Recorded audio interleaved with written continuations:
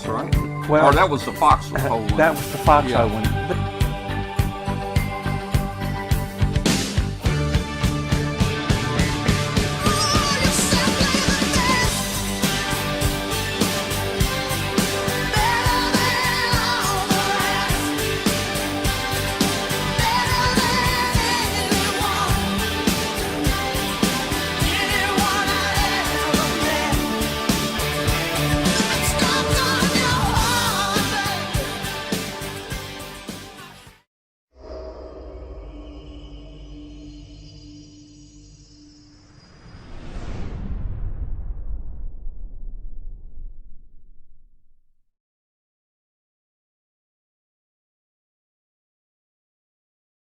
This Amateur Radio Roundtable is brought to you in part by ICOM America. All right, good evening out there to everybody. I'm Tom, W5KUB, and you're watching Amateur Radio Roundtable. We're on here every Tuesday night at this time on W5KUB. Hey, for listening out there on shortwave, international shortwave on 5130 kilohertz, send us an email to tom@W5KUB. Let us know where you are, what country you're in, where you are, and how you're hearing the show, and send us an email. Also, if you have internet access where you are tonight, you can join the show just by going to w5kub.com and clicking on video and chat. You can join us in the chat room and you can watch the show tonight. We got a lot of great people in here tonight. We're going to have a good time tonight. The 40 meter net tonight wasn't too great. The band was terrible conditions, but we had about, 8 or 10 people, and we chatted for a little while. Join our Facebook group. We really need you to join our Facebook group. We're about 20 people short of 9,500 hams in our Facebook group that follows the show. And it's just a great ham radio place. Post your pictures in here, your shack, and Katie will probably pull those pictures off, and we'll show your pictures of your station and who you are, and get you on the show. Now you got to leave a description of your equipment, because if you don't leave a description of what all your equipment is, Katie makes stuff up, and she can make up some really wild stuff. So you want to be sure and put your description there of your equipment. But we'd love to have you. That Facebook group is actually called Amateur Radio Roundtable, or to make it short, it's also called W5KUB. You can find it there too. So we'd love to have you join us in our Facebook group. Just wonder if we got anybody new in the chat room tonight. If you're new in the chat room, tell us hello in the chat room. We'd love to see anybody new out there. And we're just feeling real good about the show tonight, boy. We got a jam-packed group of interesting people on here tonight. And let's see. Let's just go around the horn here and just say hello to everybody. And we're using a new video to bring people in. We're using Zoom, so we're kind of learning, and it's a process of learning how to set up the different camera shots and size and so forth. But we're gonna see how it works. So, hey, there we go. We got Dave in here. Dave, how you doing tonight? Doing great. How are you, Tom? It's a beautiful, beautiful spring weather where we are, and my official student pilot license arrived today, so Did it? You got your pilot's license today, huh? No, student pilot. Oh, student pilot. Student pilot. Oh, that means somebody has to be in there with you while you drive it? Is that what that is? Yeah. Oh. I've got a long way to go. I'm just getting started. All right. Well, hey, we wish you good luck with that, man. And oh man. Do you have to put a sign on the tail of the plane like you do on a car for student driver? Yeah. Yeah, Student driver. Do not follow closely. Makes frequent stops. Hey man, I really admire you there, Dave, to do this, to fly in a little airplane like that. Let me tell you, I was in the Air Force for 4 years. I think you were too, actually. Yes. Yeah, we were both in the Air Force, and I worked in a job where I flew internationally almost every month somewhere for 34 years all over the world. Wow. And as I was getting close to retirement, I was thinking, man, I'm pushing the odds here, these plane rides, man, you start thinking about your last month of work, man, and taking those trips. But anyway, again, I don't think I could be a pilot and fly around in a little plane like that, man. It's not like it's hard. The statistics, of course, for being on an air transport carrier is it's 10 to 100 times safer than being on the road in a car. Yeah. And the private pilot accident rate is about 10 times that, which still makes it safer than driving your car. So now, how many hours do you have to have before you can fly by yourself? Well, there's two answers to that question. The first answer is I'm going for my sport pilot license, so I need 20 hours of training. Okay. The real answer is I'm going to need a whole lot more than that.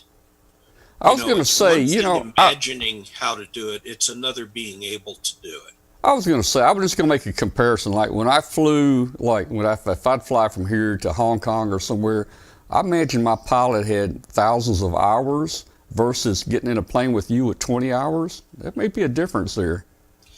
Well, I'll tell you what, since I'm a sport pilot, I won't charge you. Okay, that's good, man. That's good. Well, hey, I think you're going to do okay, man. I really do. Yeah. All right. Well, who else we got to see? Who else we got? We got any other Air Force people in here besides me and Dave? I guess not. I know we got some in the chat room. All right. Well, let's just jump around here. Let's see. We got Bill in here. Bill joined us tonight. How you doing, Bill? Down in Huntsville, Alabama area. I'm doing good, and I have a pilot training story. Okay. When I first was on my very first solo flight, my instructor weighed about 280 pounds, and I weighed about 130 at the time. Yeah. We were in a Cessna 150, and so I had all the landmarks all picked out of where I needed to be to successfully go around the airport and land. And he jumps out and he says, "Okay, now you take it around and you're on your own." Wow. So it took off like a rocket, as it was light as a feather. Yeah. And I could not get that thing back down on the ground to land for the love or money. I had to go around again. I had to do a round. So, but those are just one of the many stories. I bet you that your heart is really pumping there when you take that first solo flight. Oh yeah. Yeah. And on my second solo flight, I was learning on a major airport in Port Columbus, Ohio. I just lined up on the biggest runway there, figuring I can't miss that. And as I approached, I said, I better call in. And he says, "Are you that little Cessna approaching 28 left?" And I said, "Yeah." "Get out of there. There's a jet on your tail." Oh, man. Hey, well, listen, let me tell you something. I saw a video the other day.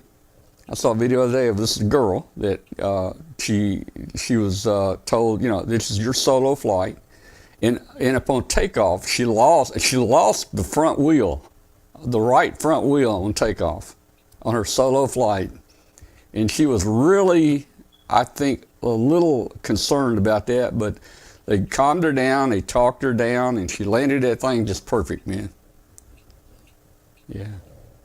Well, I had a friend who used to work at an airport in Nevada, and the plane couldn't get its landing gear down, and he drove underneath in the bed of a pickup truck, and the plane flew low over him, and he reached up and pulled the wheel down. Yeah, and I've seen that. I've seen that before. I know the guy that did that. Yeah, I've seen that.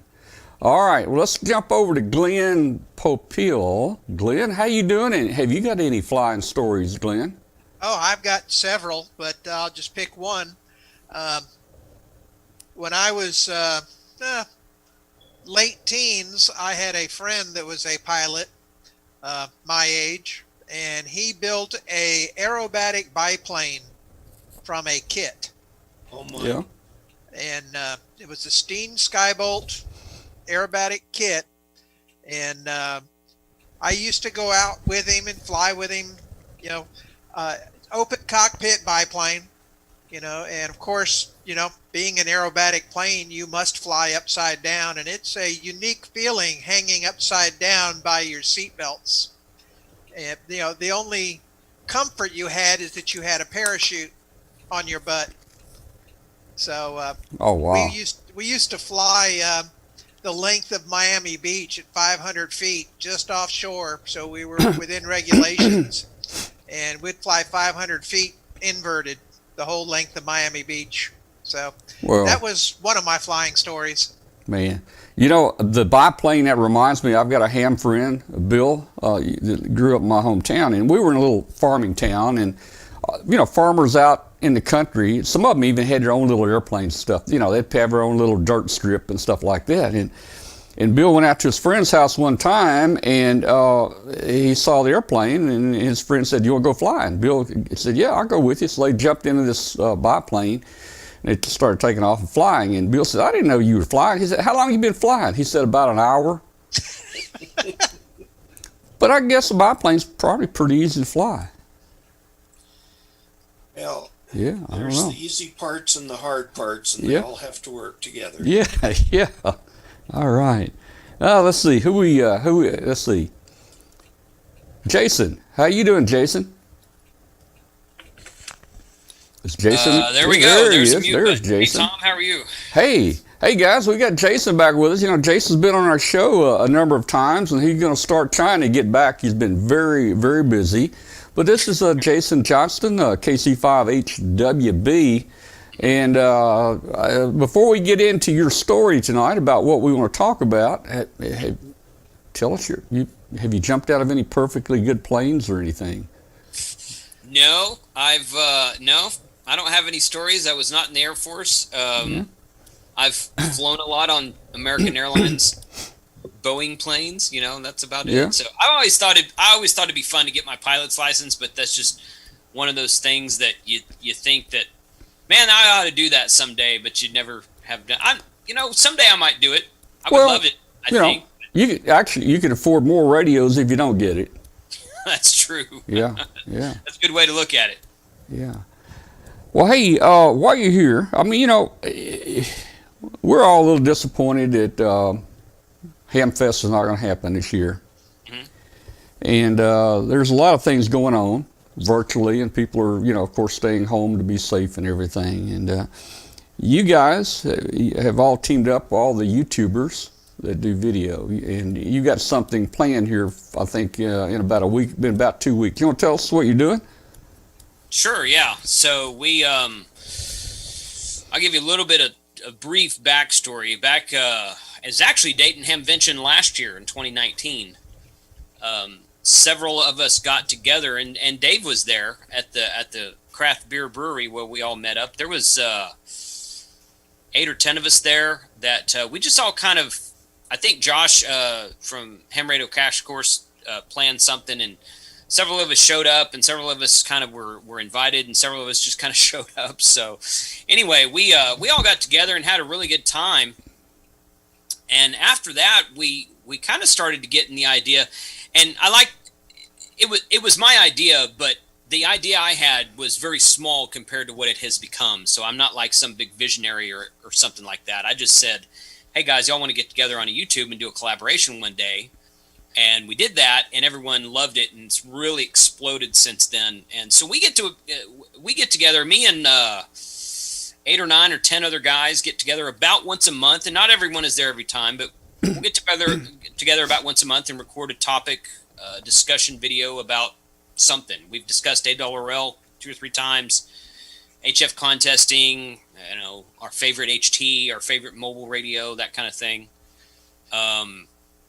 And we were actually planning on going back to Hamvention this year and hanging out again and doing some stuff together, maybe doing a live stream on Saturday on one of our channels. We hadn't really decided on any of that yet, but when all that got canceled, we thought, well, why don't we try to do some sort of Hamfest live stream that just basically brings on a lot of the different guest vendors that would have been in Ohio this weekend if that weekend if Hamvention wasn't canceled, and through a random series of events. Tim Duffy, K3LR, I had him on my channel a couple weeks ago. He does Contest University on the Thursday before Hamvention every year.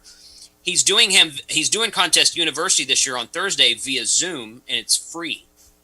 So if you go to contestuniversity.com and register, you can register, and he'll send you the link to Zoom. And I'm registered. I'm going to attend myself, and so he's doing that, and that I'm looking really forward to that. And then on Saturday, May 16th, the Dayton Amateur Radio Club is Dayton Amateur Radio Club is doing a Hamvention QSO party. Since we can't all be in Hamvention, they're going to put together a QSO party, and that's going to be fun. I'm going to try to participate in that myself as well. And there's a few other independent channels that are doing stuff kind of here and there. So the group of us got together, and we thought, well, why don't we do something? We ended up moving it from the 6th. We were going to try to do it on the 16th, the same day that Hamvention would have been.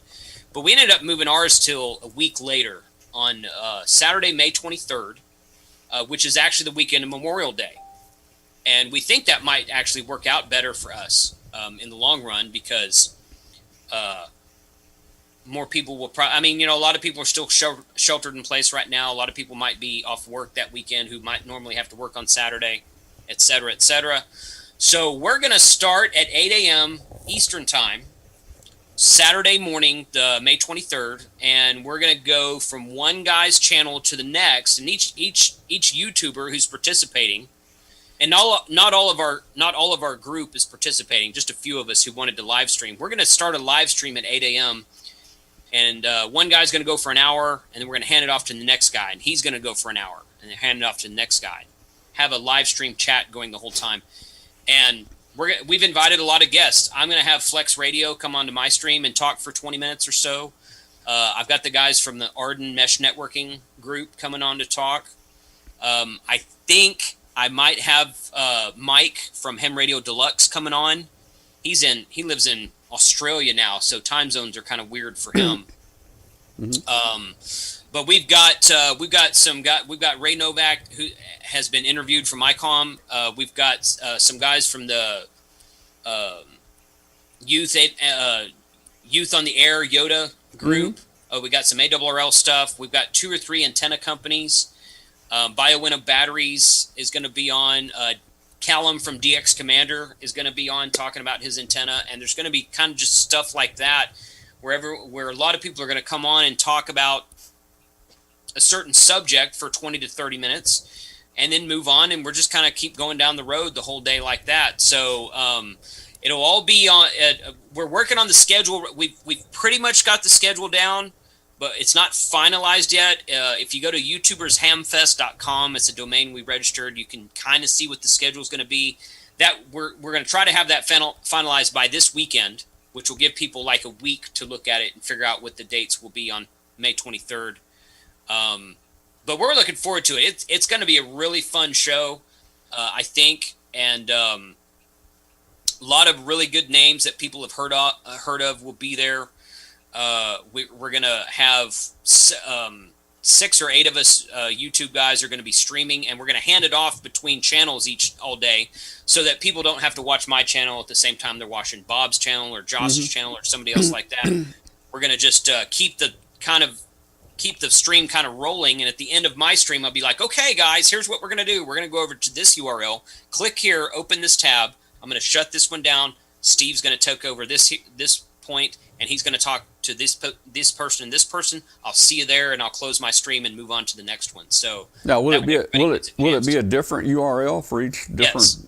Yeah. Yes, it'll be a different URL, and we'll have those URLs also posted on the schedule. We're going to pre-plan URLs, pre-plan live streams on YouTube, and so all those URLs will be listed on YouTubershamfest.com, along with whose channel they're going to be on and what the guest speakers will be on each channel, and the dates and times as well. We're probably going to spill over into Sunday morning and do a few hours Sunday morning, and go that route. So, as far as I know, nothing like this has ever been attempted before. We're kind of scared because it's quite an undertaking, but we're also very excited about it. It's gonna be a fun time, I think, and we've talked about, all of us have been like, okay, let's see how this goes. But I think the majority of us want to try to do it again, not in May, probably some other time of year, maybe in the winter when there's not much hamfests going on around the country very much. So we're going to see how the first weekend goes and then decide after that. But we might try to make this like an annual thing. and that'd be try to cool. invite even more YouTube guys and more guest speakers on next time, and maybe make it a full 2 days instead of a day and a morning. So, but we're looking forward to it. It's going to be really fun, and we're going to have a lot of cool stuff on there. And I think that people who join in the chat and get to talk directly to people that morning will enjoy it. It sounds like a great idea. Yeah, it does. And I know it takes a lot of work to you to put this on and coordinate all this. It's massive, man. All right. Well, let's see if there's any questions. I don't know if there's any questions in the chat room. I've been trying to watch it here for a second, but it sounds good, man. And we'll try to tune in ourselves and watch some of that. And so that's going to be the week after Hamvention. Correct. Yeah. Saturday, May 23rd. Okay. And Sunday, May 24th. Probably just for like 2 or 3, maybe 4 hours Sunday. It won't be an all-day thing on Sunday.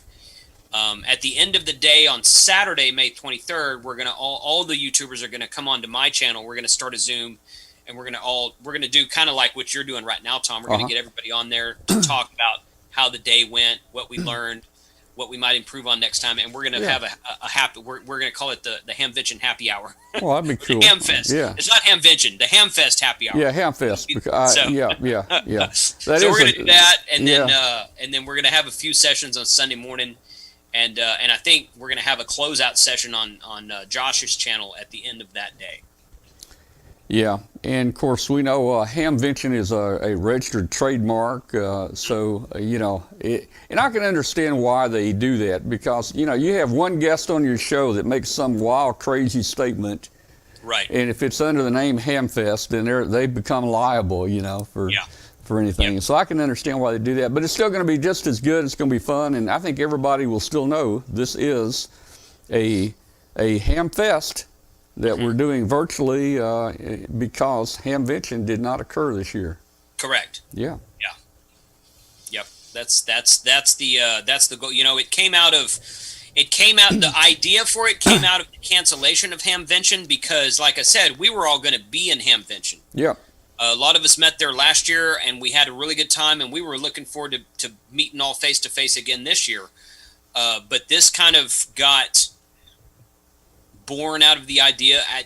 This idea was born from Hamvention's cancellation, and it's kind of taken on a life of its own. So now we're talking about trying to do something completely outside of Hamvention. We all plan to go to Hamvention in 2021.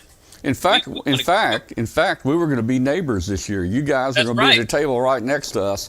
That's right. So is there a grand prize that ICOM's giving away at Contest University? Do you know I don't know. That's a good question. Well, someone asked that in the chat room, so I thought maybe they were hinting to see if you knew that. I don't know. I don't know. Yeah. I do not know. I've never attended Contest University before. I'm usually in Dayton or Xenia or wherever that Thursday. I'm there all day, but I'm walking around the Hamfest talking to people because I've got a vendor badge most of the time. I'm usually doing interviews and recording video. I'm too excited about Hamvention to sit down in a classroom for 8 hours all day on Thursday. So I've never attended Contest University, but I've got a lot of friends who have attended it, and they love it. I can't tell you all the good information, good comments and remarks I've heard about Contest University. So I'm looking forward to actually being able to attend it virtually this year. Well, and a lot of people ask me, why don't you go to all the forums and stream those? Well, I mean, if I went to all the forums, I wouldn't get to see anything at Hamvention, so. Right.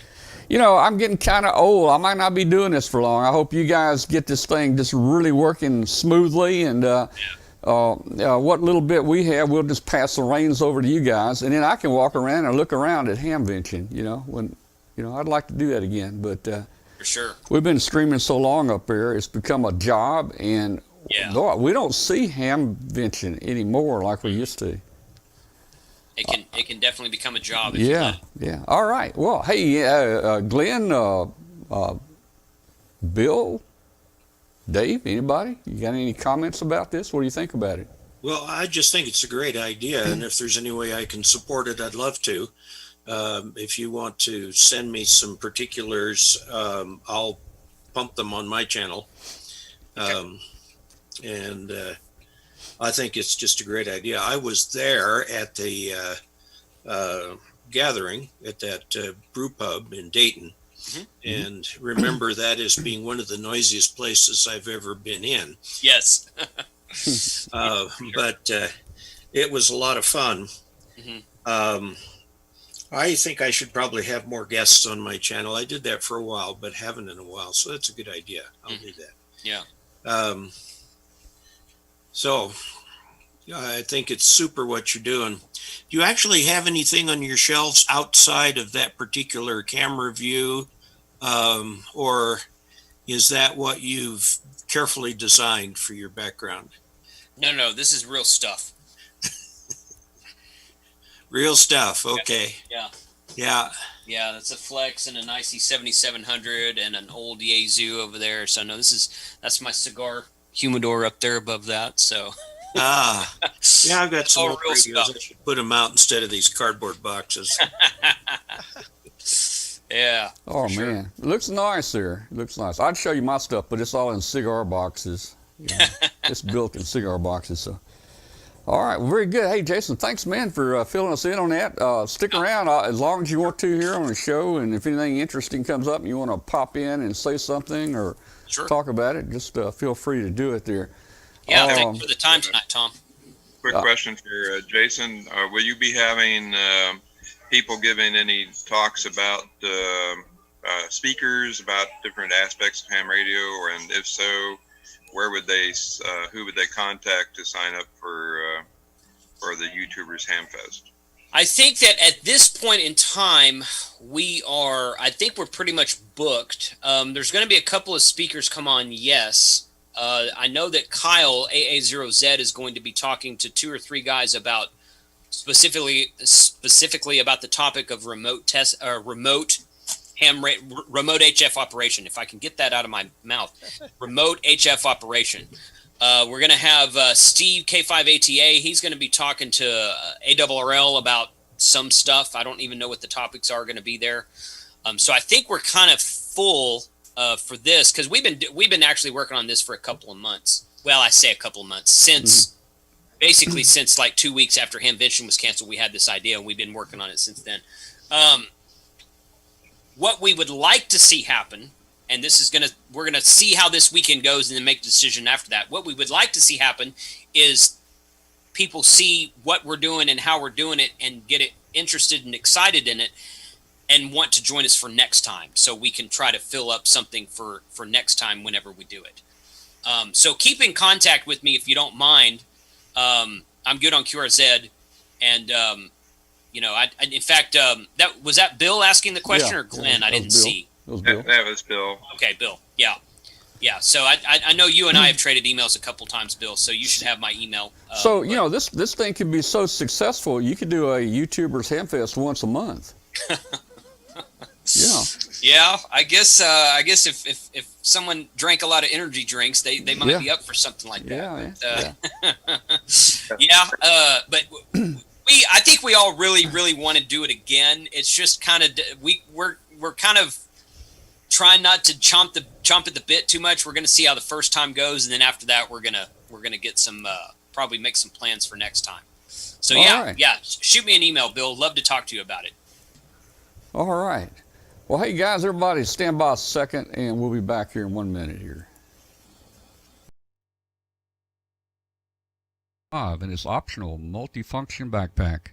The IC705 is your perfect QRP companion that has base station features and functionality at the tip of your fingers. It's a portable package covering HF 6 meters, 2 meters, and 70 centimeters.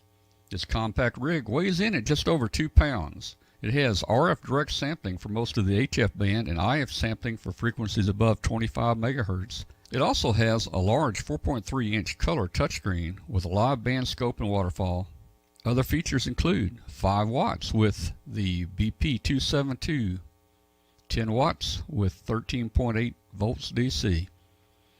It also has sideband CW AM FM as well as full D-Star functionality.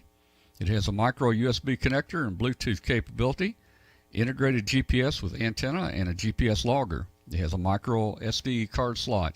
The speaker microphone comes standard, and it supports QRP operations. The perfect accessory for the IC705 is the optional backpack, the LC192, with a special compartment for your IC705, and it has room for accessories for soda, activations, or just a day in a park. Visit www.icomamerica.com/amateur for more information on ICOM radios.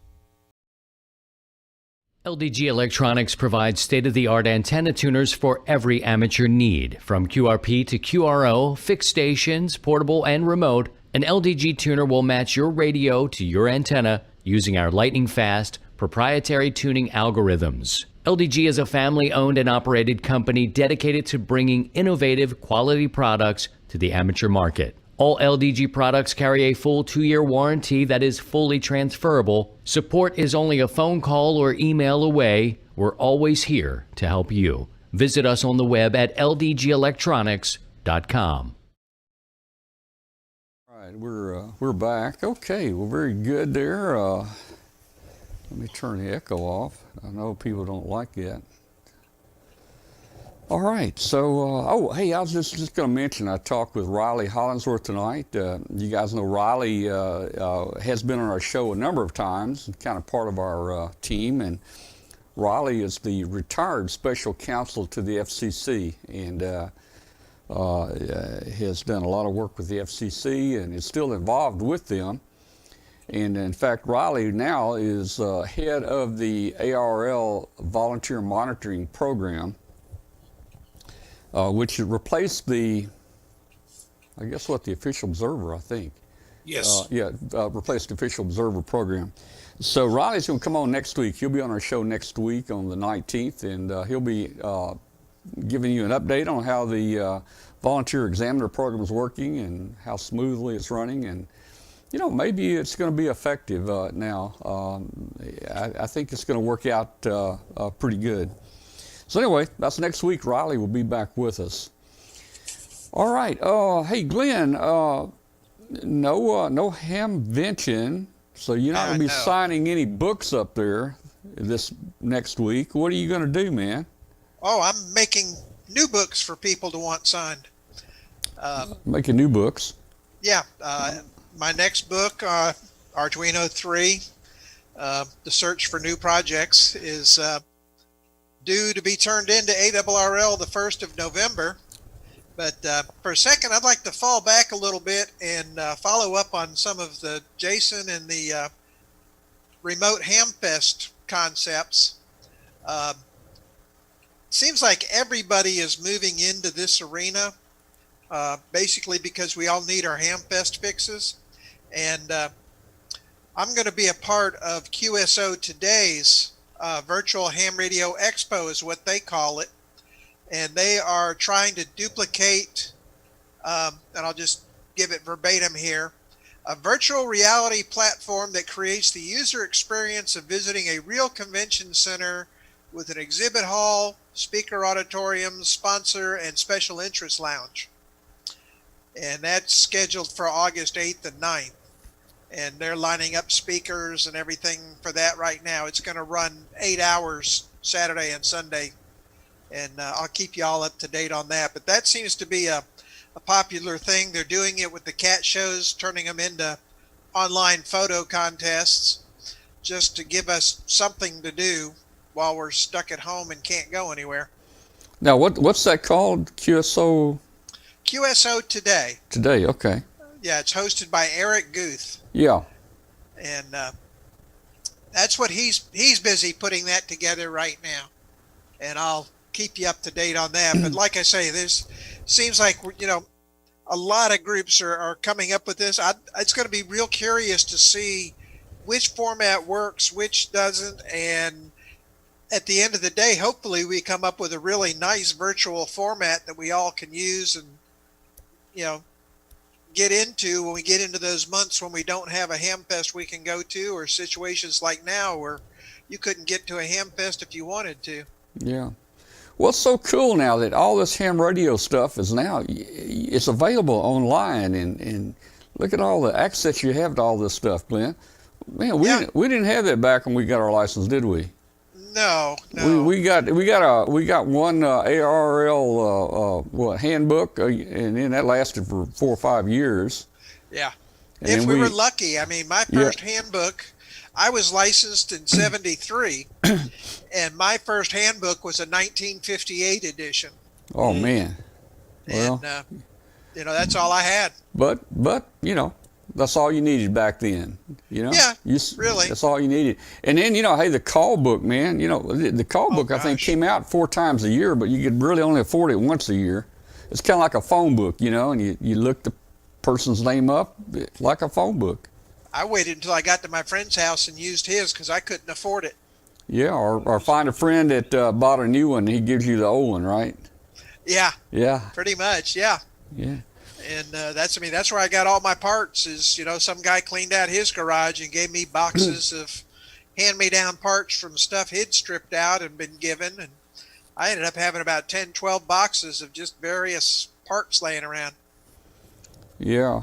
Well, I was just looking a minute ago when we were setting up here. Bill has a picture of him 16 years old in his station. Bill, why don't you stick that up there again? Let everybody see it. Yeah, let me do that. By the way, while I'm setting that up, QSO today. There you go. Now I'm showing up. Well, but your picture's not. I see clothes hanging in the back. There we go. Well, there we go. Boy, look, isn't that a fine station that somebody is sitting at Bill's station there? When it looks like a 16-year-old guy with black hair. Look at that. He don't even have glasses on, man. Nice clean-cut kid, looks like. Yeah, we had hair and stuff back I then. had hair. Nice radio. 1970 when I got my General. Nice Yeah. radio, nice receiver, and nice transmitter there, man. Yeah. So I was going to mention, I got my ham license 2 days after the moon landing, and it was my novice, and then in 1970, that was when that picture was taken for my QSL card.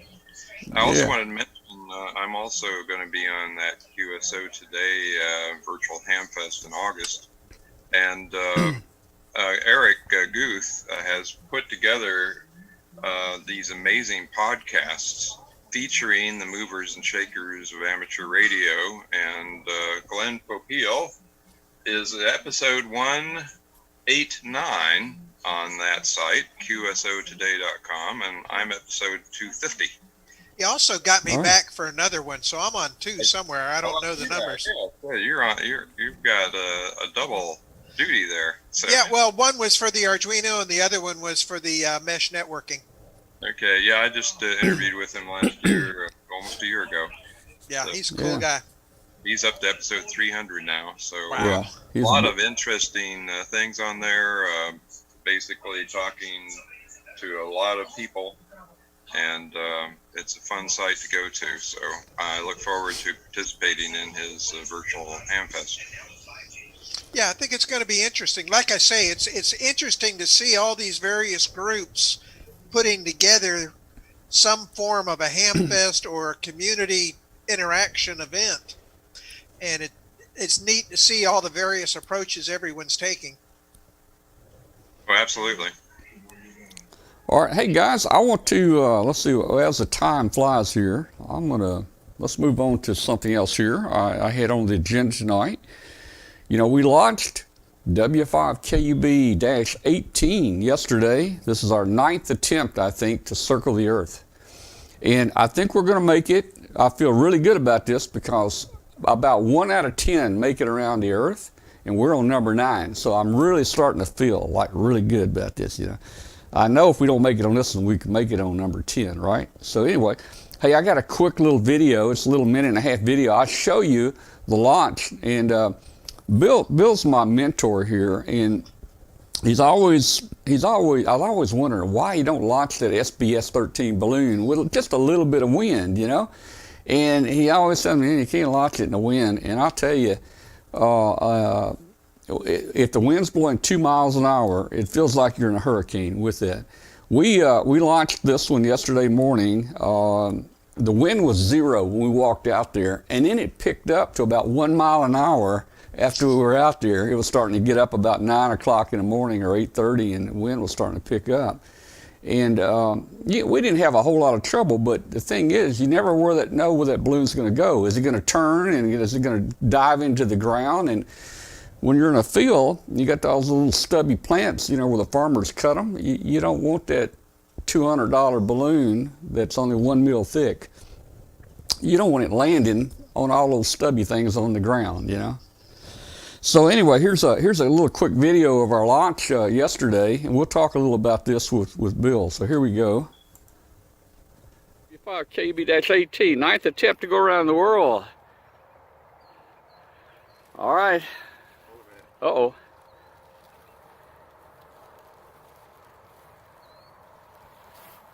Ed, do we want to walk out that way or not? We think we're okay? All right. It is. Starting to pick up too.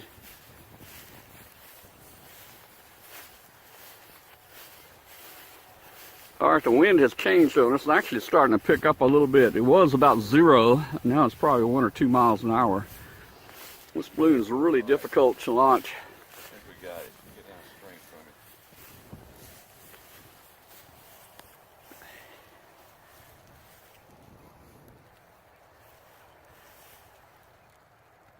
What do you think, Ed? Have we got enough clearance this way?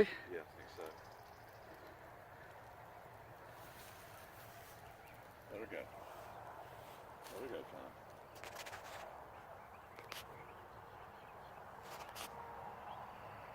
Our lift is not doing as well as I thought.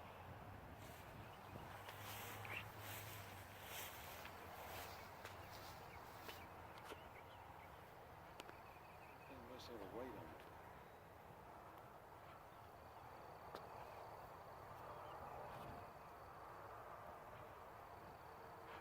Well, I think we have a safe launch.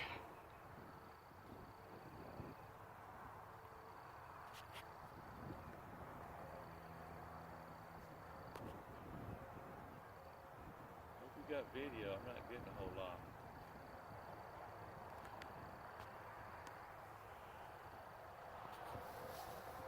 Video's not that good.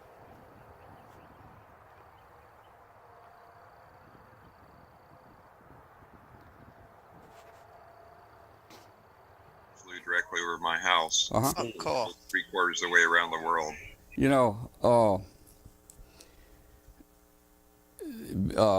Dave was saying it didn't look like it had much hydrogen in it. Dave, we've been flying that balloon with 8 grams of free lift.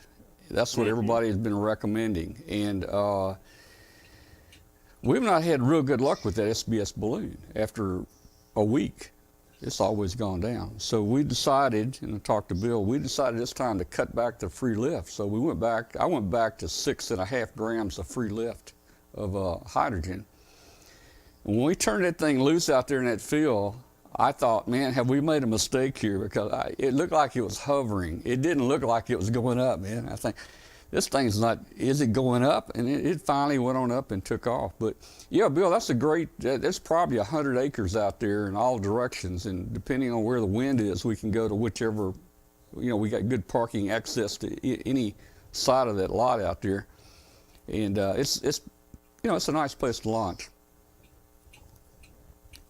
Yeah, that's definitely what you need. When was that? That was yesterday morning. It took us about 4 hours to get up to our float altitude. We were at 42,000 feet in 4 hours, and we've been flying steady. We've been flying steady at 42,000 feet ever since the launch. So we're doing real good. It should wake up about 3 o'clock in the morning our time near Spain, somewhere between the Azores and Spain, and we'll start tracking again in the morning. That is cool. Do you have the tracking map, that prediction I showed you, Tom? You talking about the prediction that you sent?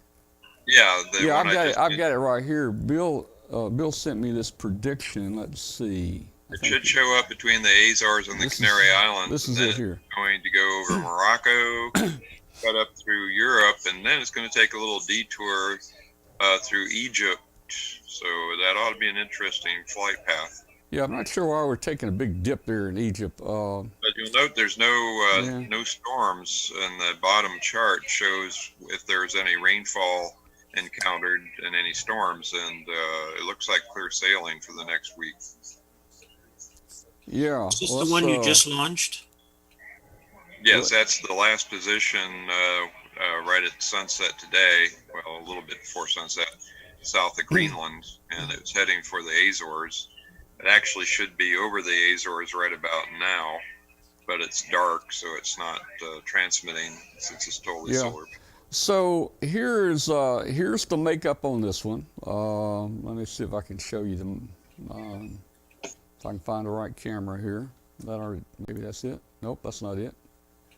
All my camera shots have moved on me. Here we go.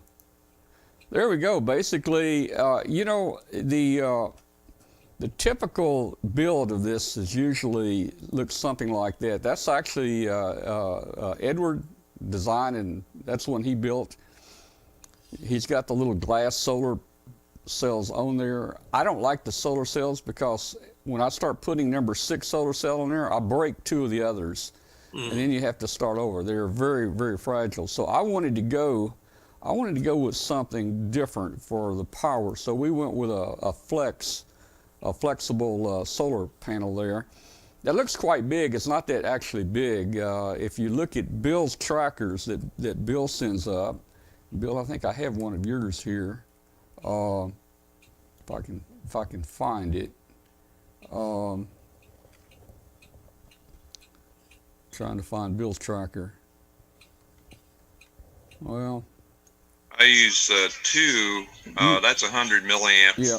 power. It's power film solar. That's that's the 3.6 volt, Yep. the 100 milliamps capability. I use 2 of them at 50 milliamps and fly them on either side.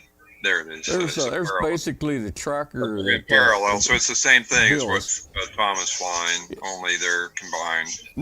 The only thing is, yeah, it's just not cut in half. I ordered it all together, so I didn't have to worry about mounting it twice. And so, you know, it's just, in fact, if you look, those are plastic straws under the bottom right there that are actually glued in there for strength. I found out a straw is pretty strong, actually, you know? Yeah, they are. Yeah, you know, I thought about, well, I can use, you know, a little, you know, metal there or wire or wood, but I finally went to straws, plastic straws, and they worked really well there. So you can see the little trackers glued underneath the bottom there and taped. It's on the, you can see the left side there sticking up. That's the GPS antenna.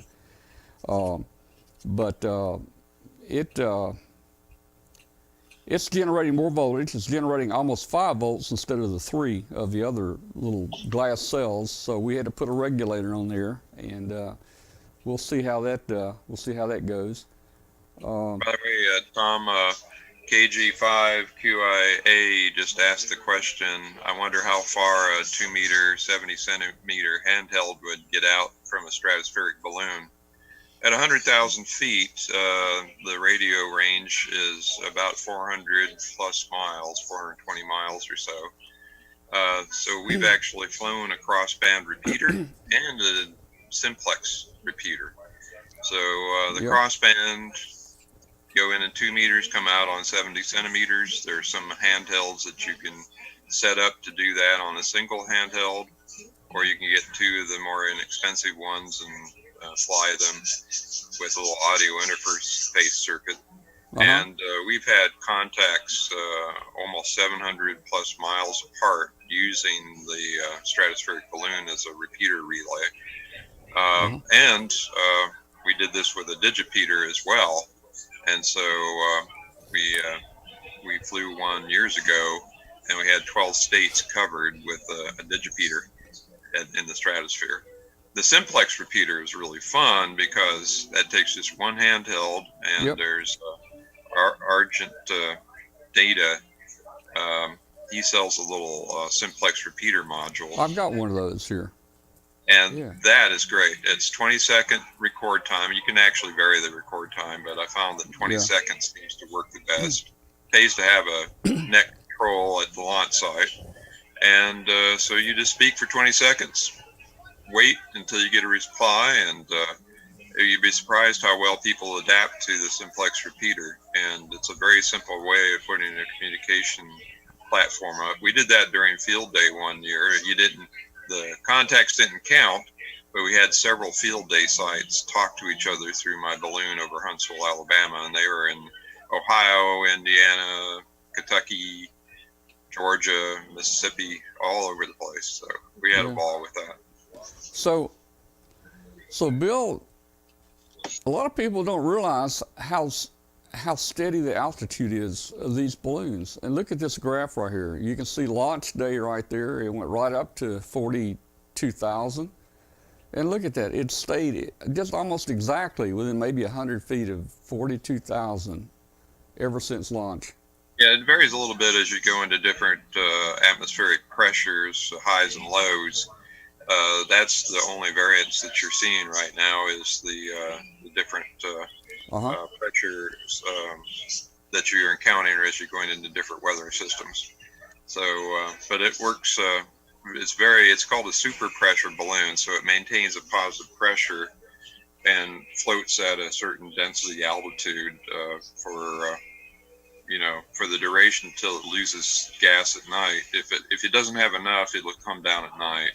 So the trick is to put enough free lift, which turns into a super pressure, to maintain that pressure within the balloon at night, but still not have enough in it that it pops during the day when the sun hits. Well, I'm hoping that our you hit it dead on from the looks of it. I'm hoping our 6.5 grams is good because we took off slow, but I think we're slow and steady, And you're getting reception report on Whisper from both sides of the big pond.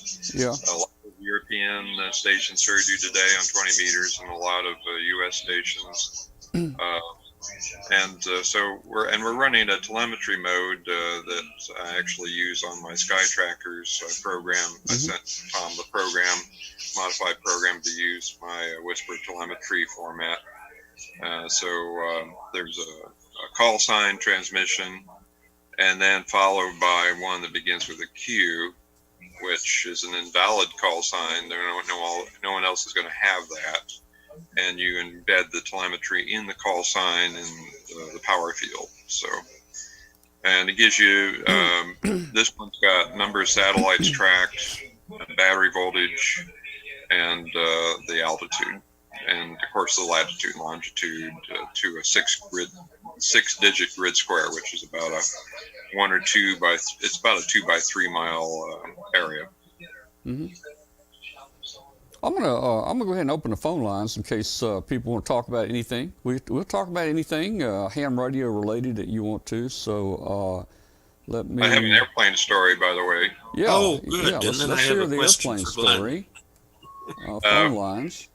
One of my second balloons was in the Mojave Desert, and we had a chase plane and a chase helicopter. The helicopter was flown by W60RG, who actually purchased the Magnum PI's helicopter. And so we had the chase plane was flying around, and we had an ATV transmitter with a live camera in the payload up into the stratosphere. But when it popped, the antenna tore off. And so there was no TV signal from it after burst, and it was parachuting back to Earth. But the chase pilot had a TV receiver, an ATV receiver in the plane, and a little outside antenna attached to his wing strut. And so all of a sudden he says, "Hey, I see the image from the balloon. I see houses and a lake. Hey, those are the same houses in the lake that we're flying over. I see an airplane wing."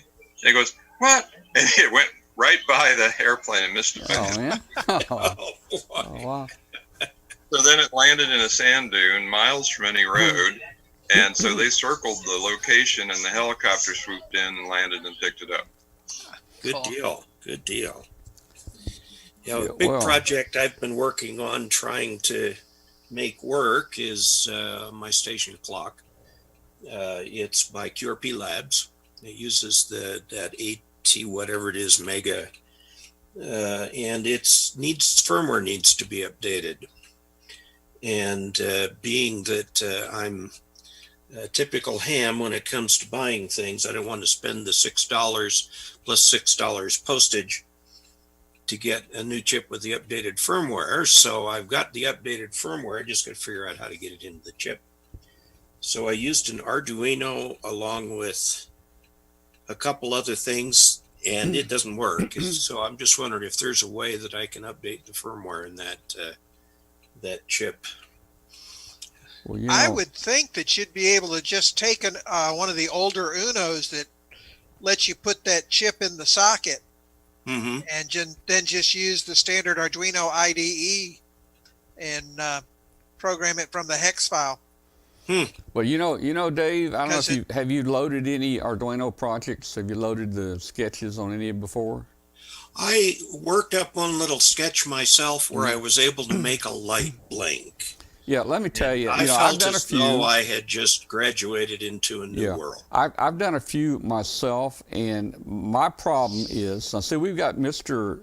Arduino expert here, Glen, but I always have trouble with all the folders and the files and the libraries and where everything goes, and it's still confusing to me. So. Well, and I keep saying that the number one thing that always gets me when I deal with the Arduino is you tend to overthink the issue. You're sitting here, I need to install a library, so you're thinking, oh God, I got to run this MSI file and install it and all this and that. No, just dump it in the folder. It's smart enough. It sees it, it picks it up. And a lot of the issues I have when I'm developing a project are the very same. I'm overthinking the issue when I'm like, wait a minute, fall back, regroup, and it's very simple. And one of the things that Glen taught me was read the error codes. I used to just avoid them because, well, for one thing, they're really small print down there, and they got it red with a black background. I almost can't even see it when I get close. But I have found, especially in loading some of these trackers that I'm flying here, the error codes are very helpful. It tells me, hey, I'm not communicating with the board. Check the connectors, or things like that, And so the error codes do help you, actually. Somebody especially really a beginner like me on that. Well, Glenn, I'll do what you suggest and take a look at how to just flash the chip that's on the Arduino. Yeah, because I can't see them doing their, the QRP Labs doing their 18 mega without the standard IDE bootloader. So you should be able to just pull that chip, pop it into an Uno that has that socket, and do the programming from the hex file, and boom, you should have it, and then move the chip back. I will give it a try. The most I can lose is $12. Provided the bootloader is on that chip that's in the clock. That's the thing you'd have to. Yeah. They're $3 from China. But you could burn the bootloader into it, actually. So. Yeah. Yeah, but see, we don't know how to do that. That's the problem. We're not experts. Well, and the number one thing, and it's just like Dave's approach there of worst comes to worst, I'm out $12. Everything about the Arduino is cheap enough. Just go for it. What's the worst that can happen? You smoke a chip? Big deal. Yeah, hey, let me mention, hey, we open the phone lines, everybody, 712-775-7270. Give us a call if you want to talk to Dave or Bill or Glenn or me or anybody. Or Jason. Jason. Give us a call. Phone number's up there, and you got to enter that code once the phone answers. He almost forgot you there, Jason. I didn't forget you. That's okay. I'm just listening to you guys. Glenn, I might, I've got some questions about I've never used an Arduino. Okay. I've used Raspberry Pi for several different things, but I've never actually used an Arduino, and I've always kind of wanted to learn about it. So it sounds like you might be the guy to talk to. Well, you got to buy his book. You got to buy his books. Well, my books are not introductory books. My books are ham radio project books. Mm-hmm. Okay. Whenever you say I want to get into it, the very first thing I say is Google the Arduino cookbook. It's one of the early Arduino books. It's Gosh, it was published about 6, 7 years ago, but it's still relevant as far as the Uno and basic Arduino. And if I'm not mistaken, they've made that free. So you can find a legitimate place to download the PDF of that book for free. And that is a great place to learn the Arduino, because 90% of the questions and emails I get are basic Arduino questions. Mm-hmm. How do I load this? How do I load this? Read the error messages, like Tom said, how to understand what the messages are telling you. And that's the one I always just say, start with that book. And then when you go through it and say, this is all below me, then you go buy one of my books. Mm-hmm. Maybe a while before I'm able to get one of your books. Well, there was a gentleman in the chat room tonight that got one of my books and built the interface for his Yaesu rotor controller, and it worked for him pretty much first time. Oh, good deal. So no, my projects aren't hard. It's just I'm not going to spend 1,000 pages to teach you the Arduino. I'm going to jump right in and say, this is the ham radio application for this stuff. Mm. Good. So I'm going to, basically I'm the second step up the ladder. Yeah. Jason, I got to ask you a question. What model number is that 101 behind you there? That is a double E. Ooh. Double E. Okay, so that's with the digital display then. KC8FQV. No? No, it doesn't have a digital Mark. display. It does have. I bought it as a set at a hamfest like 2 years ago. Uh-huh. It came with the VFOB, the Standby caller. the external speaker, and the amp. The amp was no good. I had a guy test all the stuff, so I got rid of the amp. I sold it for parts. So I'm looking for another amp to go with it. But the double E works quite well, he told me. But no, it's not. Okay. It's got a turn dial display. All right, very good. I've got the FT101B. Hey guys, we've got somebody on the phone who's been waiting here a while. Let's see who he is. Who's on the phone? Hello, phone This call. is Mark, Tom, KCFQV. I don't know if you have a couple on there or not. Hey Mark, how you doing, Mark? All right. Mark? I was trying to think what the other thing was, and I said Arduino or something. And I said, I haven't heard as much about the Arduino, I can't say it right, as what been with the Pi. And I said, I don't think Arduino and the Pi are the same thing. I think they're two total different things. Arduino is more of a thing that is more like robotic or control switches, where the Arduino is more of a software, I think, type. Yeah, Glenn, you want to answer that? Tell us the difference about the Arduino and the Pi.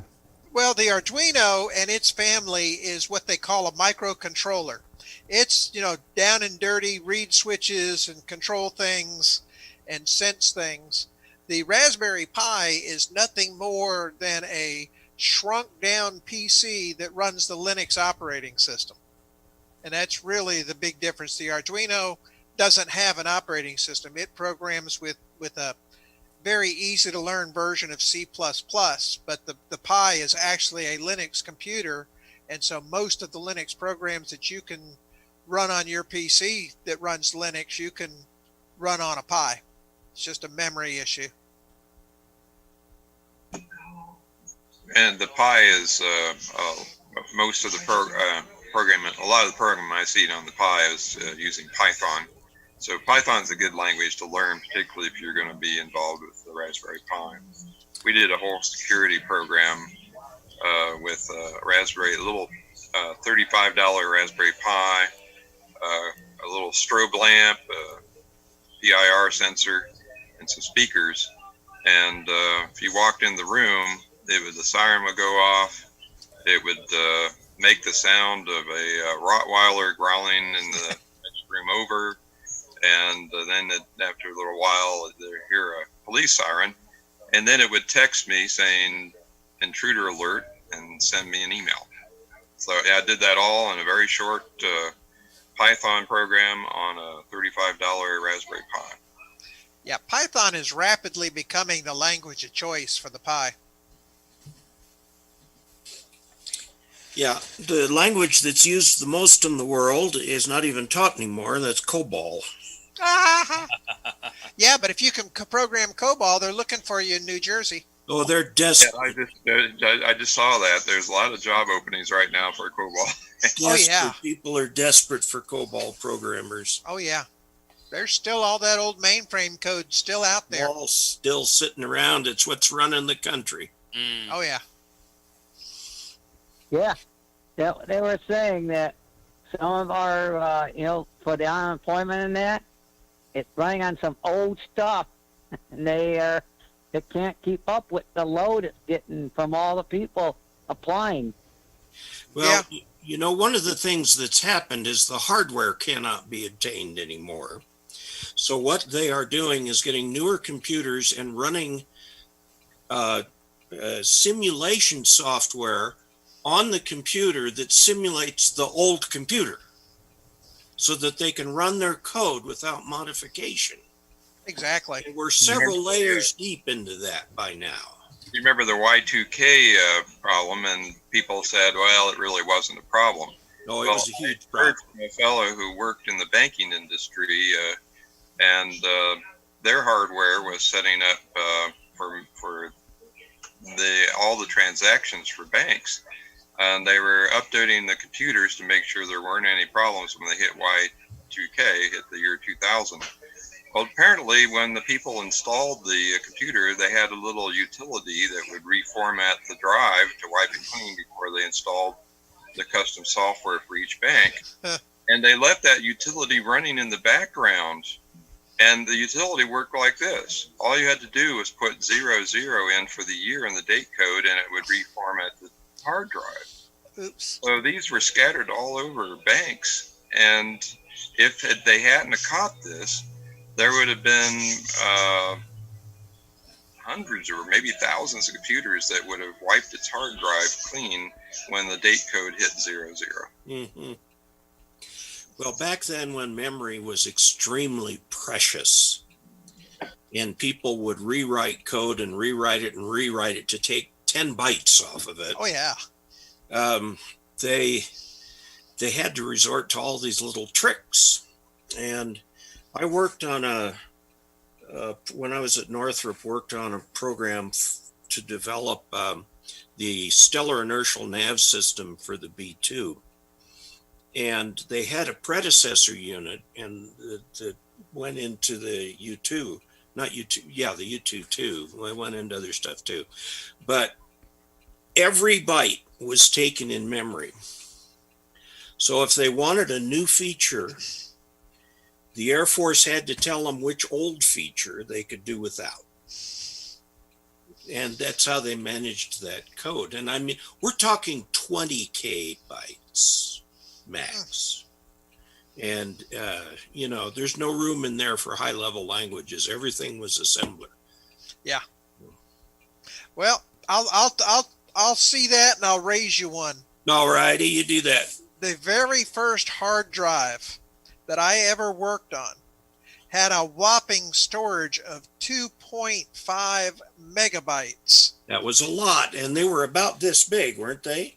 And the heads were moved by hydraulic Hey, fluid. Tom, I'm Yeah. going to hang up and go back Okay. and listen to the show over on the stream. All right, Mark. Thanks for calling, man. TV. Thanks for Thanks, calling. Mark. Yep. Yeah, it And thanks was for running the show. hydraulics moved the heads. Now, we didn't have servos. Servos didn't come along for another 5 or 6, 7 years. So you'd go into the computer room every morning, and of course, computer rooms, half the size of a football field, and had a whopping 48K of RAM, Yeah. memory I core. have a computer from 1985. It was a Radio Shack color computer. Too. Yes, Mhm. the Coco. Coco. And it had all kinds of ham radio. People wrote ham radio applications for that like crazy. And it was a wonderful computer. I still have one that's operational that I used to program my, I have a little video ID board that I sold for many years, actually still do the EEPROMs for. And I used that Coco to burn the graphics. And the really cool thing is this, it's 0.8 megahertz clock speed, 4K of RAM. Mm-hmm. I turn it on, and guess what? It says ready. Yes. It doesn't say, Yeah. please wait while we install Windows updates, and spends 20 minutes signing away. And here's the really cool thing. It runs its version of Paint faster than my 2.8 gigahertz PC that's running 8 gig of RAM. Yep. And guess what happens when I turn it off? It turns off. It turns off. Yes. Yeah. Immediately. Well, somewhere along the line, late 90s, I guess, they stopped writing the operating systems straight in machine code, and they switched them to an intermediate language like C or thereabouts. So now all your operating systems are really written in C. So now you've got a programming language, being, running the operating system. So you have that bloat, and then you've got the operating system bloat. And if you could ever take it back to machine code, the computers we have today would absolutely fly. Oh, yeah. Well, I think what has happened is every time they've made computers faster, they've made software slower, so it seems about the same. I did my master's thesis on a Radio Shack Model 1 with 48K of RAM, and I could do one chapter at a time. Then I had to put that on a floppy disk, and then, well, I remember the first floppy drive I bought for my Radio Shack Model 1 was 96K, single-sided, single density, the double wide discs. It was $500. Yeah, but before that, we had cassette drives. Yeah, those were pretty bad. That was bad. Hey man, I had a cassette drive with my VIC 20. Yep. We're coming across to Jason like a bunch of old farts. Oh gosh, Yeah, we don't you know probably it? are.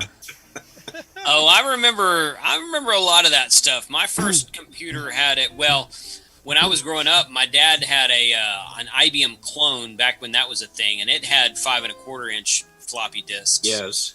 And the first computer I ever bought for myself was a Windows 3.11 machine.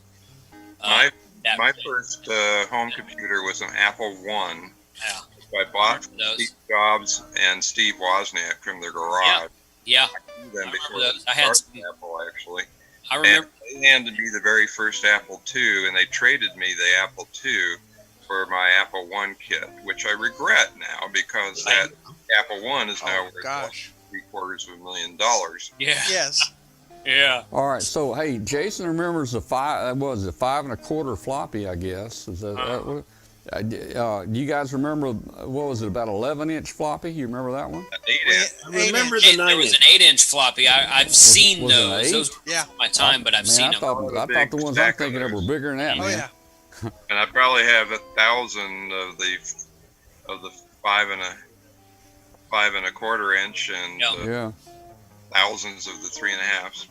I've got a Well, box. hey, think of it like this, guys. All of the kids listening to us right now. So basically, people that are 30 or younger. Okay, let's just think of Yeah. it this way: all of the people 30 or younger listening to us right now.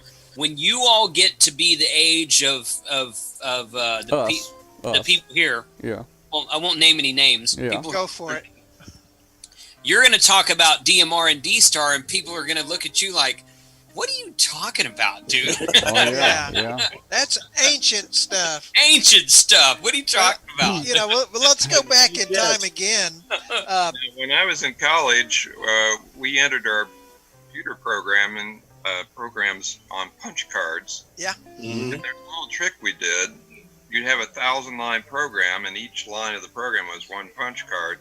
And we drew a Sharpie diagonally across the card. So if you tripped and fell and your cards went flying, you could somehow get them back in order with the Sharpie. And I did that. I tripped running to my time when it was assigned to put my program into the mainframe, because they only gave you a 5-minute window, and if you missed it, you had to wait till the next day. Yeah. And so I tripped. They went flying. I tried to put them back together before my window was over, but I messed up on a few. I had a wall. my dorm room used to be covered with punch cards at one point. That was my decoration. Well, here's one for you. I worked actually on the sister computer that we used to put man on the moon. Mm. And it's a control data computer.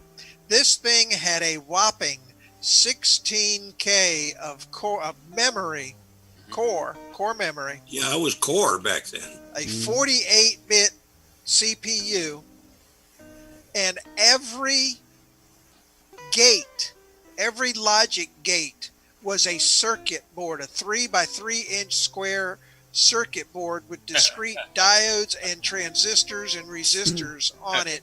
So when you had to troubleshoot the bad bit, you had racks and racks and racks of 3 by 3 inch cards and an oscilloscope trying to find the bad one. Nowadays, oh, my hard drive's bad. I'll just grab another one off the shelf and plug it in. I've seen those on display at the Space and Rocket Museum. Yeah. Really cool stuff. Oh, those were absolutely phenomenal when you stop and think of what they did and how they did it. And then move those discs with the hydraulic heads. I mean, Mondays were horrible because you go into the computer room and invariably over the weekend, one of the drives had a hydraulic leak. So there was always hydraulic fluid on the floor in the computer room. So, well, everybody had it pretty easy with these Arduino development system and C++. Oh, man. When I first started with these microcontrollers, I had to do it all in assembly language because I couldn't afford the exorbitant amount of money they wanted to charge for a C compiler. No, and all we had was the 8085 and the Z8 and stuff like that. I remember the Z80. Z80. I actually built. They had a Z80 with BASIC. Yeah, that was the Z8. That I programmed to make a plotter. I made a plotter from scratch. Yeah. With stepping motors and everything. No. And I stole the algorithm for stepping the motors. It was the MX gyro alignment code. So I took that algorithm and coded it in there. And the problem is the thing had so much slop as it moved around. I think I got one drawing out of it. All right, where's all of our callers tonight? We just don't have anybody calling tonight. Then you look at your cell phone today and realize that probably has 100 times the computing power of what we put man on the moon with. Well, I hear some of these cards, these like a birthday card, these fancy ones. Oh, yeah. They have more computing power than what they took to the moon. Yes. Yep. Yeah. Man. In college, when the first calculators came out, my teaching assistant decided to buy a whole bunch of them, and he's going to rent them to the students for a couple bucks a day. He bought them for like $400 a piece. Yeah. Thought it was going to be a great business. He forgot about Moore's law, and so, which states basically that every 2 years the number of transistors on a microchip doubles and the price goes down in half. Well, the calculator price dropped to $100 a piece about 2 months later, and everybody bought them and put them out of business. Wow. I bought this while I was in the Air Force, so it would have been the late 70s, and it's got the solar on it, so it still operates. A little TI-30. Man, you guys are right up there. Hey, I bought this in the '60s. I bought this. We've all got those. I bought that in the '60s, man. I mean, you had calculators and everything, man. You could tell the engineers on campus because they all were wearing swords back then, Tom. Yes. Yeah. Yeah. You wear that on your day, belt right there, man. I had a post. But There you go. back in the day, if you were good on a slide rule, you were faster than one of those hand calculators. That's right, man. Oh, Yeah. I was, and I could go out to several decimal places, like 5 decimal places on my slide rule. Now, you were really top dog if you had one of those circular slide rules. I didn't ever see that. Remember those. Man. Yeah, I never could figure that one out. I was a regular slide rule guy.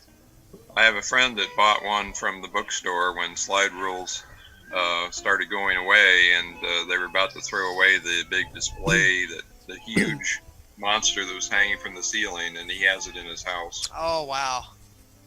All right, so the closest thing I got to a circular slide rule is this. You may have seen this. Radio Waves, you can download this off their site, and it's actually, I've got it on a CD with a bolt through it, and you glue one sheet on there, and then you print this other off and put a little bolt or something in the middle. And what this will do, you can turn this, and it will tell you the wavelength and the length of your wire for all your antennas. Oh, that's handy. Yeah, that's kind of cool. But I tell you what, the number one thing in calculators back in the day, back when we had to walk to work uphill both directions, Right. was when they came out with the Texas Instrument Programmer calculator that would convert between hex, decimal, and octal. Oh, dear God, I was in hog heaven when that happened. Because I hated converting to hex and octal. You remember the Hewlett-Packard, the HP 35 and the HP 45? They had a little mag stripe that you could program and save the program on this little mag stripe. They say they came out, well, let's see, I was at BYU, so that would have been in about 74, something like that. They were like $450 each. But people came out with these long programs that would calculate Ohm's law or something like that. Yeah. No, I could never get the hang of those HP calculators because they use that reverse Polish notation. Yes. And I could never think the way they wanted me to think. Yeah. Some people loved that. Oh, yeah. The things we had to do back in the day, you guys just don't know how easy, now it's, I don't even think about it, with the phone, people, I'm like, take this phone number down or do this and take a note. No, people just grab their phone, whip it out and take a picture. And I'm like, I don't even think to do that. Mm-hmm. Yeah. Not a concept. I do that, and some of those pictures end up in my videos. Here, go buy this one. No. No, This is my number one tool. Glenn, I may have one here somewhere. I had the oldest working cell phone in North Alabama. It was a Nokia with a little expendable antenna. Mm-hmm. And I had that thing for 17 years. Wow. And they finally sent me an update that bricked it. So, and I walked into the cell phone store, and they all gathered around, and no one had seen one before. They had no idea how to transfer my plan over to an iPhone. It took them 4 hours. Oh, Lord. But it did everything. They said, Bill, you're a communications engineer. Why do you have such an ancient cell phone? I said, it does everything I want it to do. I can make very high quality phone calls with it, and I memorized everybody's phone number, and so I can just dial it while driving without even looking at the phone. It's everything I need. So yeah, I mean, that's my number one tool. Doesn't There you need go. batteries. It's always there, and I live with it. I got a whole stack of them. I asked the director of Russian cosmonaut training once, how did you solve the problem of writing in space? Obviously, an ink pen doesn't work, and of course, the Fisher Space Pen Company, they spent probably $1 million to develop a pen that would work in outer space in zero gravity. And his simple reply was, we use pencil. Yeah. And the thing is, those Fisher Space Pens, those were just cool. I had them. That was the best thing in the world. That was one of the first really decent rollerball pens out there. They still I've sell got a typewriter here in the office, and I've had teenagers come in and wonder what on earth that thing was. Yeah. Oh, gee. And somebody sent me a film clip where two 17-year-olds were challenged to dial a phone number on a dial phone. Yeah, Yes. I've seen that. Well, yeah, that was funny. And we used to do radio teletype in one of those old World War II. Probably a Model 14, Model 19. Model 15. And we Model would 15. send pictures with teletype art, with ASCII art. Yeah. Mhm. And we would send great pictures that way. I We used did to that. have a lot of those, mostly Playboy fold-out pictures, and you know, they were maybe 4 feet long after you printed them. And you had them on punch tape so you could send them again and again and again. Right. Yeah. Oh dear God. But let me tell you, the motors on those things were just as noisy as all get out. Hey, Tom, I got to drop out, man. Yeah. Thanks a lot, Take care, Jason, for showing Yeah. up with us tonight and telling us about your event coming up, and we'll mention that again next week. And it's about time for us to close the show down anyway. Probably everybody watching right now is getting a little bored of us old timers talking about stuff. People so. are like, what is a Yeah. floppy disk? I don't even know. Yeah, what's a floppy disk, right? Yeah. All right, Yeah. Savitor, good night to you, man. We'll see you later. All right. Thanks a lot. I appreciate it. Yeah. Night, Nice. I think we'll go ahead and end the show tonight. And guys, stick around on Zoom if you want to. We'll talk a minute if you want to. But let me end the show, and as always, I'm going to end it with Glen Popiel tonight again. Uh-oh. Here we go. Oh, that's right. Yeah. I'm going to put that. So you're on saying one I of can my ask cats this once. cat any question? The cat is connected to the computer. You just type in the question, it will read his mind. There's It's the actually answer code. surprised that the demons haven't been coming into the office here recently. You're the man! I've been looking Yes, for this for been weeks. remodeling.